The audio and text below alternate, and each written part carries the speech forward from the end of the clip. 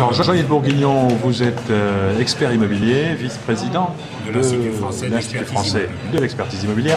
Dites-nous en quoi nous devons changer notre vision des biens immobiliers, de leur valeur, en particulier en ce qui concerne les travaux qu'on a à y réaliser pour les améliorer sur le plan énergétique.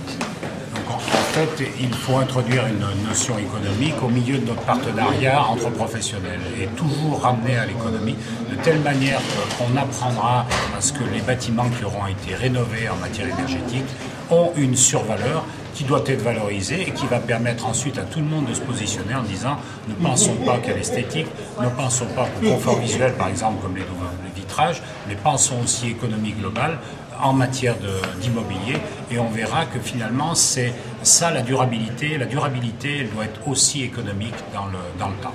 Donc il faut changer d'échelle aussi, il ne faut pas avoir une vision de court terme aussi bien pour les dépenses d'investissement que pour les financements. Alors ça, il faut toujours se tourner à l'étranger. On découvre que les Américains prêtent à la maison et pas à l'occupant, que les Suisses font des prêts sur 100 ans et ça ouvre des horizons en matière de bâtiments qui ont plusieurs siècles. Ça peut nous ouvrir des horizons. Et les Japonais ne sont pas tous fous en empruntant sur 2 générations à 60 ans.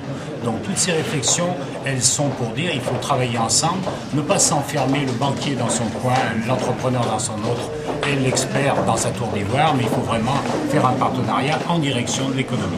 Alors pourquoi ces blocages en France en particulier, sur le court terme et sur l'individu? Je pense d'abord qu'il faut se dire qu'en France, majoritairement, l'habitat est pavillonnaire depuis 40 ans. On construit majoritairement, en gros, 260 000 logements individuels pour seulement 140 000 logements collectifs, ce qui veut dire qu'on a un individualisme forcené qui est peut-être en parallèle avec l'art de vivre qu'il y a dans notre beau pays. Mais il faut faire évoluer ces situations-là. Notre société se sophistique, elle doit donc se collectiviser, mais dans le vrai sens du terme, elle doit se sophistiquer, mais pour apporter des solutions pour le moyen terme et ne pas rester dans l'individualisme qui prévaut aujourd'hui, y compris chez les politiques où on voit bien que chacun tire la couverture à soi alors qu'en fait il faudrait tous travailler ensemble. Très bien, je vous remercie.